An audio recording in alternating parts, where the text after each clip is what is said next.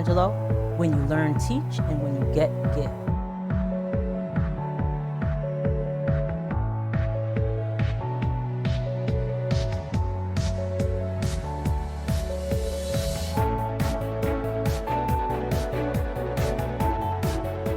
We have an exciting show for you today. You see, I have two guests with me. I'm going to introduce them in a minute.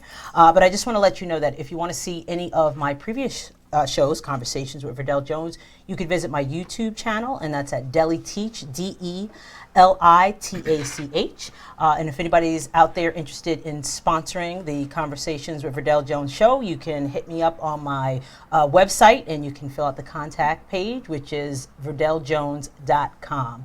So we have two wonderful guests here. They are authors of the book Footsteps of a Forgotten Soldier, The Life and Times of David Carll. Now, last month we celebrated Black History Month, and Black History Month is dedicated to celebrating, acknowledging, and just recognizing the accomplishments of Black people in America. It's American history. Exactly. So this is, I read this book last year, and let me just introduce Carl and Denice Sheppard. They are the authors. I read the book last year, and I was totally blown away and fascinated about the information that's in the book. A couple of shows ago, I had mentioned to everybody that we were talking about Hidden Figures a little bit, and I was saying how that story was never told. And as I was reading the book, I felt kind of the same way. Like, I didn't know this story.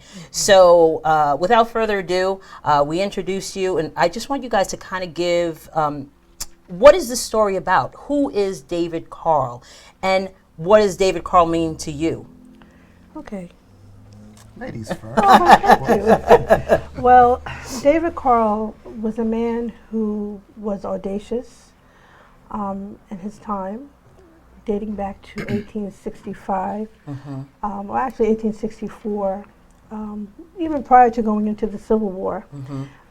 He was a man with valor. He wanted to make sure that everyone enjoyed the same freedoms as he enjoyed as a person of color.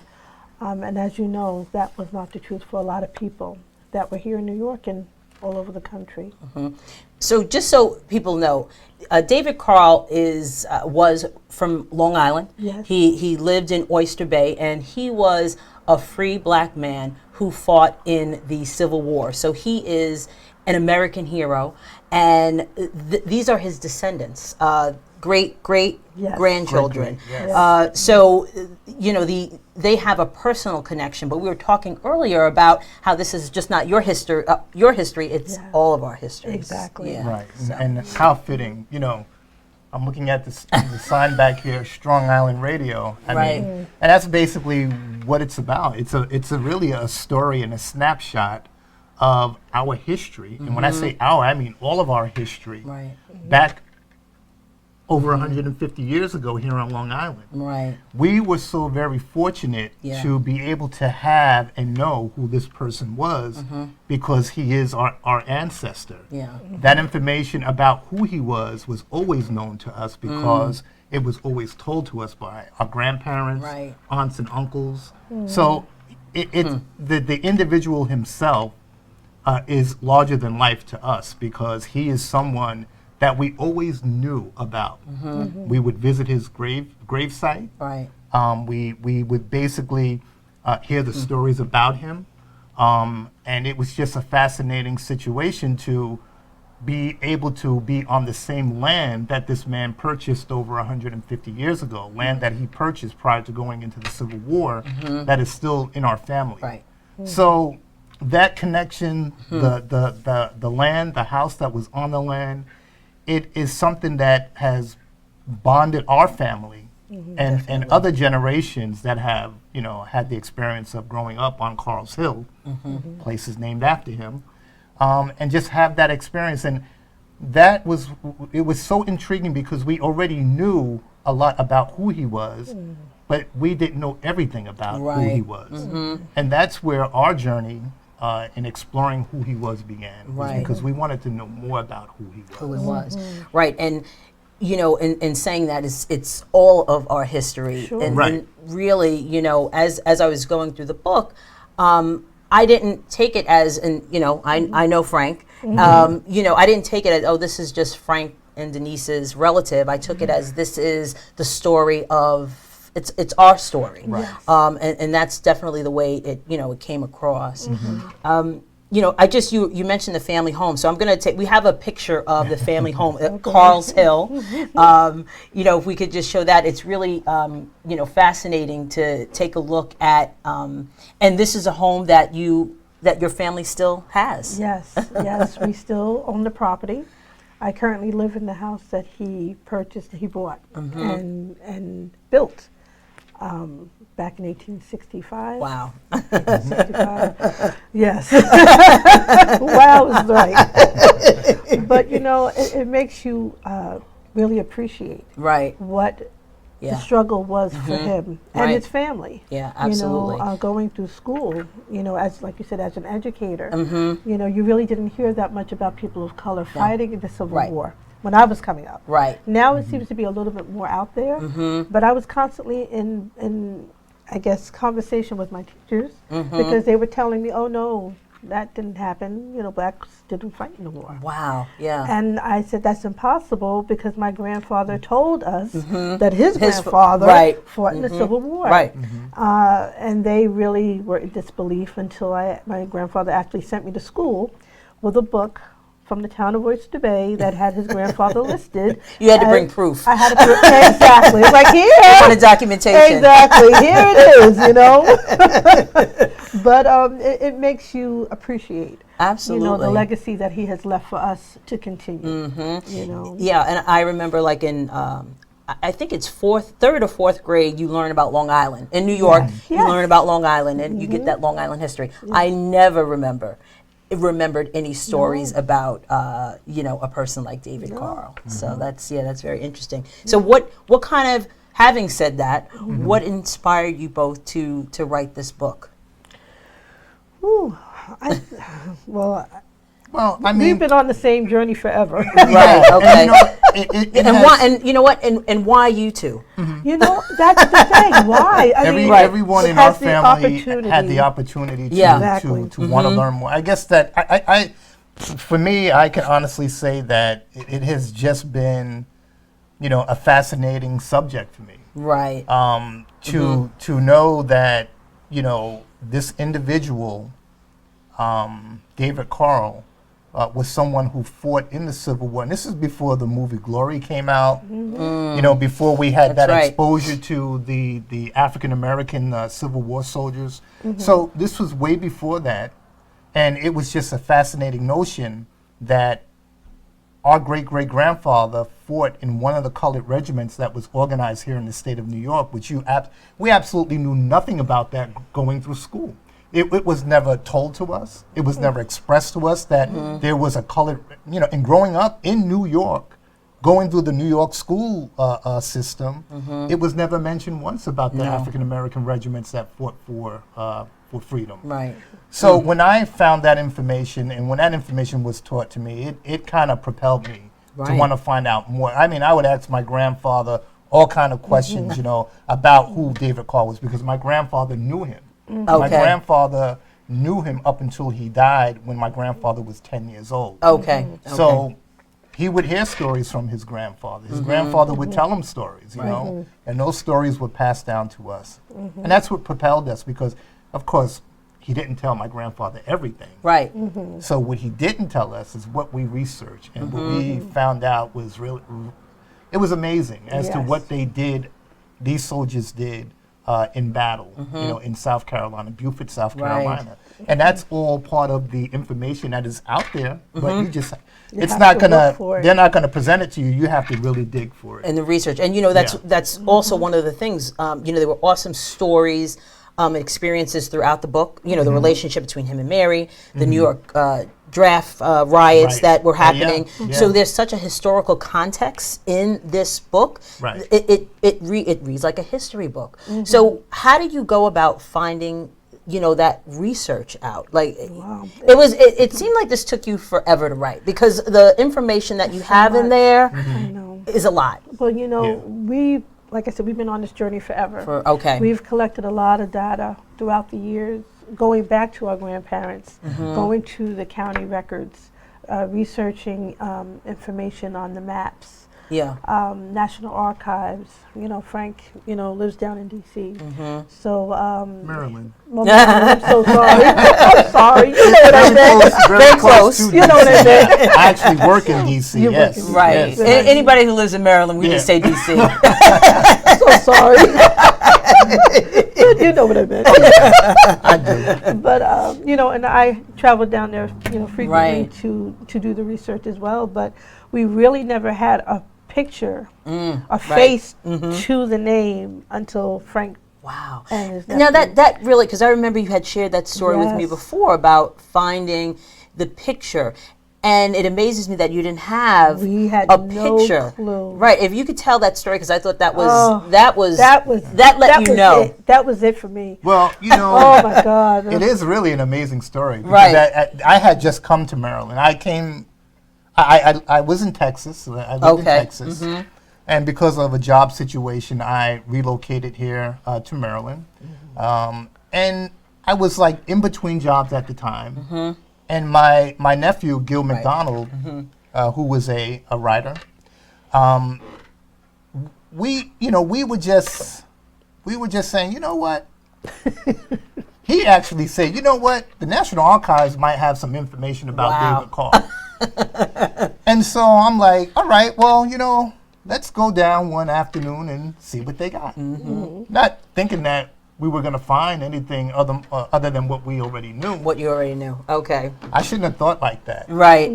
Because when we got down to D.C. and we went to the National Archives in Washington, D.C. Now, what is the National Archive? Just so people understand what kind of information they could find boy. at the National Archive. Everything. Wow. Okay. Everything. Every record pertaining to genealogy, pertaining to if you have a relative who fought in any of the wars, World Right. War II. I don't know if Vietnam, if those records are made available right Yeah, now. okay. But they will be soon. Right. But if you have a relative who fought in any war, World War I, World War II, the Civil War, Spanish-American War, Wow. Any of them. and all of those records are housed at the National Archives. Okay. If any of your relatives fought in the war and collected a pension, those pension records are there. at the National Archives. Wow. So if you have a deceased relative that fought in World War I Right. and they were collecting a pension, I would encourage anybody to go down to the National Archives and do some research because you will find a pension file for that individual. Okay. So that's essentially what my nephew and I did, and it was just so ironic because we get down there and it's like you have to go into a secure room to look at certain records. And they let anyone, or you have to get how Well, do you have to get clearance. You have to get clearance. Yeah, Okay. you have to get and it's you just have to fill out an application Okay. with your data, your information. previous before you get there, or Well, when you get when there. you get there. Okay. When you get there. Okay. And they will issue you a genealogy card. Got it. Okay. That will allow you to get Wow, into the that's building fascinating. and to access records that are kept from the general public. Okay. So we get down there, and my nephew is like, "Yeah, we might be able to find something." And I'm like, "Okay, well, I got to move my car, Right. Because I parking in D.C. It's is not easy. crazy. If you are out there over the meter time, they will tow your car. So I go outside, and we had basically gotten all of the information, and we knew that there was a pension record. Okay. Because of what we filled out and the information that we got back. Wow. So you have to go up to another level, another floor, and actually view the records there. And when you go into the room, you can't bring anything in with you. Okay. You can bring a camera, Okay. but you can't bring a bag. You can't bring any Nothing. backpacks No pens, or anything no like that. No pencils. Right. pens, no pencils. Right. And so I'm out moving my car, and my nephew calls me on my cell phone. He was like, "Uncle Frank," he's like, "You're not going to believe what I'm looking at." Wow. I was like, without even thinking about what he was looking at, I'm like, I just got so excited because I knew he was looking at something. Right. And then he tells me, I'm looking at a picture, a 150-year-old picture of our great-great-grandfather, Wow. David Carll. I was like, no way, man. Oh, we've been No trying way, for no years way. To get a picture. to And- find someone that had a picture. Nobody had anything. No one Wow, had. that's We fascinating. never knew what the man looked like, but that picture, when I saw it, I knew it. I knew who it was. Right. And there was no question about Right, it. I right. knew who it was. You Right. know? And so that was that experience, man. And I'm telling you, it was exhilarating. Right. Yeah. And that's the picture, on the book. If we could just show the book just so you can get a sense of it. And the picture is, it's a great picture of him to be 150-year-old picture, It's a what they call a tintype picture. And then the actual photo, if you looked at it, you would see absolutely nothing on it. It is just black. You can make a little outline of it. Okay. And when I was looking at it, I was like, what am I looking at, Yeah. first of all? But then That's I great. had my camera. Yeah, that's the restored photo that we have of Okay. David Carll. So when I took the actual, I took a picture of the tintype, and the reflection from the flash is what opened up the picture Wow. to show you. It was like I was looking at a negative, but when I took a picture of the tintype, it just opened up the picture and showed me the whole image, and I was just blown away. Yeah. That's fascinating. Yeah. So you had the benefit. You guys both had the benefit of the oral stories that Yes. you knew, We had and to then confirm it. right, and you had to confirm it. So a lot of people don't have the oral stories. You have things like Ancestry.com now that people Right. can go on and has a lot of information. Is that the best way to go about it if someone would like to do something similar? I'm not saying they have to, they want to write a book, but they want to know a little bit more about where they come from. Sure. I would suggest that they speak to someone that's older in the family. Yeah. Whoever's the oldest matriarch or patriarch of the family, family. to sit them down and talk to them. Right. We have a 96-year-old relative. We call her aunt because of her age. Right. But she was able to give us a lot of information yes. regarding our great-greats because she was living, at that time. Okay. Which is unbelievable, to see the people in a photograph that she actually spoke to and, Wow. and met and things like that. So it gives you a visual as to who they were and what they did.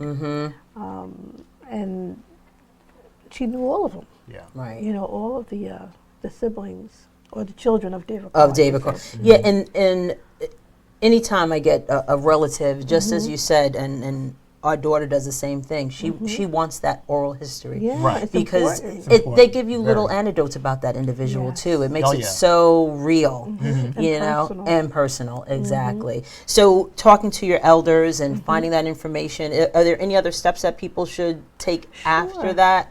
I would go and visit the Church of Latter-day Saints. Right here on Long Island. Right here on Long Island, Yeah. right in it's a Plainview. Plainview. Oh. On Okay. Washington Avenue. And you believe it or not, they have a whole bunch of information on people Really? of color, Absolutely. Native American Indians. Yes. You would be surprised. Really? Census information. Frank and I have been there too. That's where we. That's That's where Why we is started. that? Church don't of know. Latter-day Saints. I don't know why they have such a well-stocked collection of genealogy material, but they have it, and Wow. it would be They they have rooms that you can go in, and most of their material is on microfilm. Right. Okay. You have to go to Yes. the machine. The machine, right. But it is just fascinating because a lot of the information about our family, we Right actually, there. it was right there. It was right there. Really? Yeah, it was right there. So I would encourage anyone who is trying to do some genealogy work to go over to Church of Latter-day Saints. Church of Latter-day in Saints Plainville. in Plainview. Yeah. Okay, that's wow. I that would never have entered my mind. And then of course you do have Ancestry.com. Right, Right. I right. think Ancestry.com makes it a little more convenient for people. Sure. Yeah. Right. You can sit at your computer and Yeah. get some information. But Right. there's So nothing much more. there's nothing like going to a location And looking and at looking at the actual microfilm Right. and looking at that material and seeing it right in front of you. It's Right. it gives you a sense of discovery, really. Right. And because I'm a big finding your roots with Dr. Gates, Louis Oh, yeah. Gates. Yeah. Wonderful, my wonderful. I'm sure. Yeah. I mean, you guys could probably do an episode for him. But If you're So- watching, Yeah. if you're watching, right? Exactly. Hear that, Dr. Gates?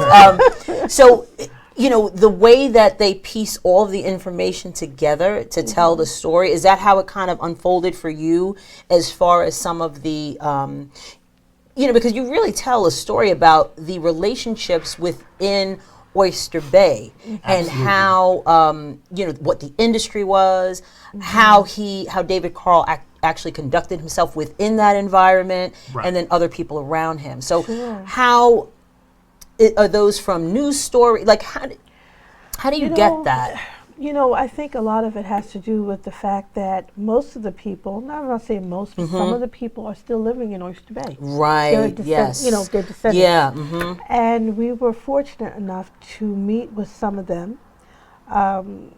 George Downing, who was the supervisor back then during the Civil War, his descendant had dropped by a group of photos, and not of David Carll, but just information that was related to David Carll, because his son also fought in the Civil War. Okay, you know, and they were good. Believe it or not, David Carll and George Downing were good friends. Right. He actually transported him to the railroad in way of going to the Civil War. So he took him. This is the town supervisor at the time. The town supervisor so then. Right, familiar with a lot of affluent people back then. Right. And I still ask myself why. How did that happen? But he was. He was, like I said, he was very audacious. Right. You know? And, you know, a lot of times when we talk about, you know, black people in America, we think of the enslaved. We that's the origin, and that's where we go to. So how was David Carll able to be a free man in, you know, the North had abolished slavery at the time. He was there, but how was he able to, you know, get to that journey, or his family to be able to be free? Well, New York State did abolish slavery in 1827, I believe. But prior to that, his father was a free man. Okay. 1795, he was born in Cold Spring Harbor. Okay. So he lived over where the Cold Spring Harbor DNA, the laboratory. All right. They lived there on that estate, the Jones estate. Okay. Okay, and worked for that family. But there was no indication of slavery Wow. in the records for him as well as his father. And Lewis Carl, you know, like I said, was born in 1795. Wow. So I don't know. Prior to that, I don't know. You don't know, right? That's what we're trying to find out. You know, it's a lot of. That's where the roadblock. That's where it is. Right, you know, right. Prior to David Carll's father. So. Yeah, and we were hoping that when Frank and I had worked on the research for Who Do You Think You Are with, you know, cousin Vanessa, that they would have went further back. Right, you know, that's other right, than where that's we right. started. Right. You know, we would have been like, oh wow, you know, they, you know, but you know, that's something that I guess we have to. That's continue. book 2. Yeah. Right. It's coming. It's coming. So, you know, let's just talk a little bit about it was the 26th United States Colored Troop Regiment in New York, and that's the regiment that David Carll was a part of. Yes. Right. And that's fascinating history as well, because you know, there were all of these regiments that were of colored troops that were developing, and New York, you know, how did that happen, and when did that happen, and why did these men want to even fight in the Civil War? Well, I'm assuming that they wanted to have everyone enjoy the freedoms that they fought, you know, that they had. You know, again, there were people that were living that enslaved lifestyle in New York and in Oyster Bay. But I guess he felt that it was serious enough for him to put his life on the line. Not only him, but a few other of his friends from Oyster Bay. You know, and as Frank mentioned, you know, there was a lot of political issues regarding establishing the 3 troops to begin with. You know, I think for the most part, what really drove a lot of free men to take up arms, that really, it was done out of fear. Because it was done out of fear of the unknown. Because we can sit back and we can just imagine if the South had risen And, you know, we know what the South was all about back then because Right. they wanted to keep slavery running strong in this country. Right. Now, if you're a free black person and you know that the other part of the country is fighting to keep slavery, you know, legal, Right. what's going to happen if they win that war? How is that going to affect them if they win? Right. So I think out of Wow. pure fear Yeah. is what drove Right. a lot of people Yeah. to say, I'm going to either die fighting for my freedom That's right. or I'm not going to live as a slave. Right. And that's right. what it basically, I think that's what it really basically boiled Yeah. down to The- because the- it's the- Right. at the the- internal exactly. fear of not knowing what could possibly happen Right. if the North lost the war. You know?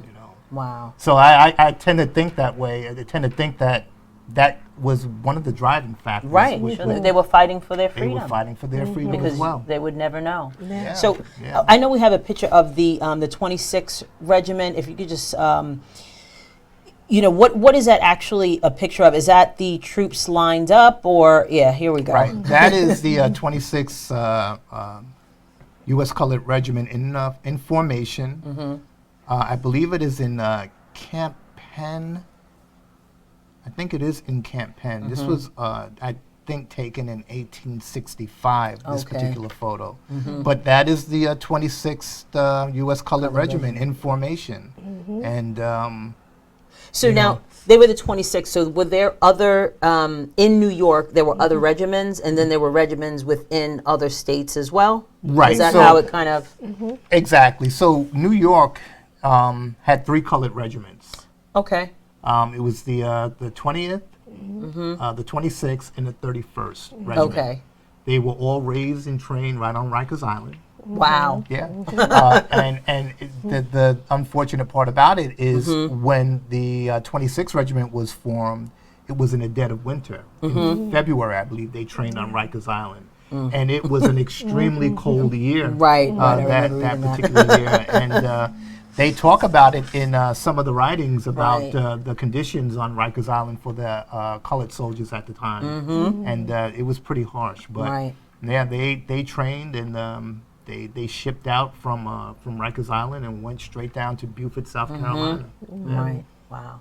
And you know, you shared like why it was important to to write this story. But what do you hope people kind of get out of when they read it? What do you hope that they get out of your book? I just hope everyone who picks up the book to read it can relate to the story, because it really is a story about us. Right. It really is a story about our people, the hardships that they had to go through during the Civil War, prior to and during the Civil Right. War. And I think that if someone has a desire to know about their past, Right. and I'm talking about an individual, as an individual, they can learn something from this book. Absolutely. And they can use that book to start their own search about their own family history and see how far back they can go, And that's basically what I hope someone will get out of that book. Right. Yeah. Right. And thinking back to how Oyster Bay was at at that particular time, Oh, yeah. you're still in Oyster Bay. Yes. So how, like, what is the recognition like for your family and having sacrificed in the Civil War, to this day? Well, they're very aware now. Right. They're very Once you aware. brought in the proof. Oh yeah, here it is. Currently, I serve on the board for the Oyster Bay Historical Society. Okay. So our families are always in the paper, doing something, recognizing them for their efforts. Right. Right. President Obama also, we have a letter here that he wrote in recognition of David Carll as well, and that's pretty exciting. And what was that, experience like to get something like this being acknowledged? Now, this was something pretty special because of the simple fact that this certificate is given to soldiers who have sacrificed for their country. Okay. So it is a signed document Right. that anyone who can petition can get. if they have a loved one that served in Okay. this country and has passed away. Okay. We were just fortunate enough to be able to get that type of recognition from the first African American Right. president. Yeah. And I tell Right, Denise, I say, right. you know, President Obama is no longer in the office. No Yeah. one will ever be able to. That's if right. they didn't receive that type of letter, they won't be able to receive it. Right. The next letter that someone can get won't have his name. But No, we won't. know whose name will be on We it. know whose but- name. Yeah, but we were very fortunate to get that, and I think it's very significant to me, to Denise, our Absolutely. whole family, yeah. because Absolutely. you know you're talking about the African American soldiers, who really haven't been given their just due. No, Right. they have. They have not been given their just due, and under the circumstances in which they had to fight, with all of the pressures, Right. and you know we don't take anything away from our white brothers in arms that Right. fought for the Civil War, because they made many Sacrifices, sacrifices sure. as well. They said it was brother against brother in a lot brother of against instances. brother, Yeah. absolutely. Yeah. But we cannot forget the sacrifices that our own people made Right. to fight for their own Freedom. freedom. Right. That's very important. You know, a very important part of history Absolutely. that is somehow left out of the textbooks. Right. You know, and it's something that, you know, Denise and I had mentioned, you know, we did not learn this stuff in school, not while we were going to Right. school. Yeah. Right. So how does that affect you day to day? You know, you have this proud heritage, and in your day to day, how does that? I mean, it has to make you stand tall and proud to know that the legacy that you're a part of. Sure. It does make you feel proud. Yeah. It does.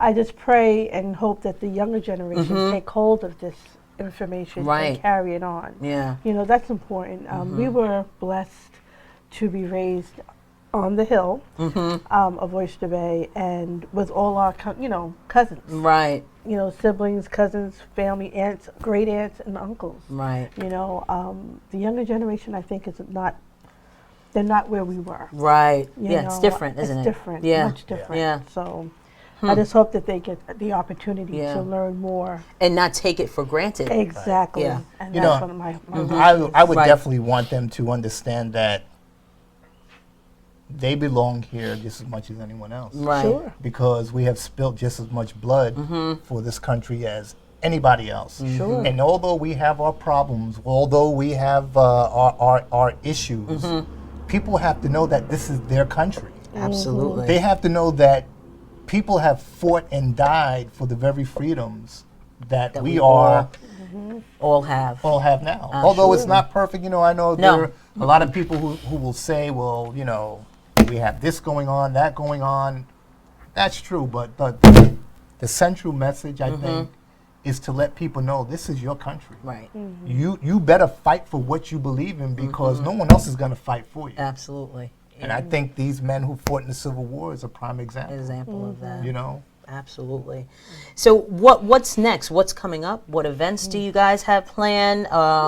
You know, what's going on? How are you getting this information out? I know you guys have done a lot of things since the book, was released. Yeah. Right. How do you continue that? How do you continue the momentum? Because I get it. It's tough, It is. to get Yes. that out there and keep telling the story. And so what are you guys planning to when you have a full-time continue? job. Right, exactly. you know, It's so and, hard. You know, we try to do whatever we can as a family, Right. but we're working on the second book, like you mentioned. Nice. It should be done hopefully by July.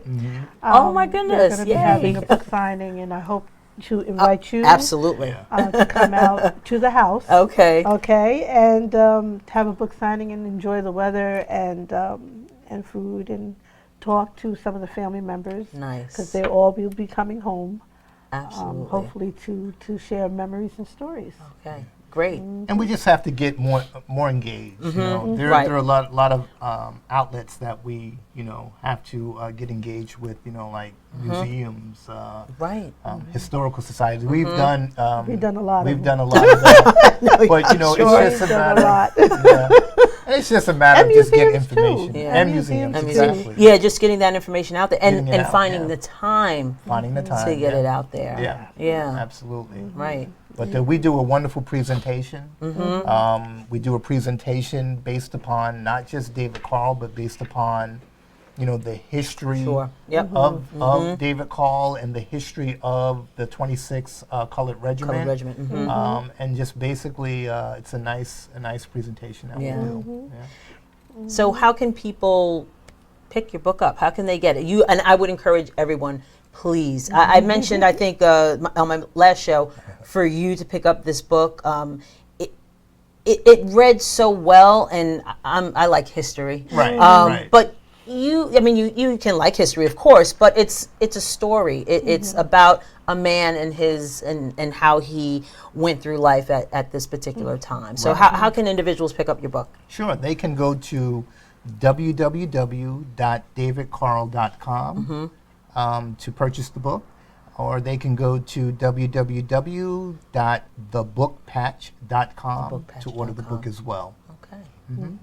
Well, I want to thank you both for being here. This was awesome information. I mean, you for really having dropped a lot of knowledge for us today, and how people can begin to do this for themselves. It's a journey. Yeah, A it really, worthwhile really journey, is. yeah. It definitely is, and this is. It was exciting, and I'm so happy that I got the opportunity to read the book and actually meet with you guys face to face to discuss it. And when the next book comes out, please come back again. That would be wonderful. That would be Make great. it a Thank point you. to. Yeah. I would love it. Thank you. So I want to thank again Denise and Frank for making it here today and sharing their story. I'm going to put this on my YouTube channel. Please make sure you share the video with everyone so they could see it. And thank you so much for watching Conversations with Verdel Jones.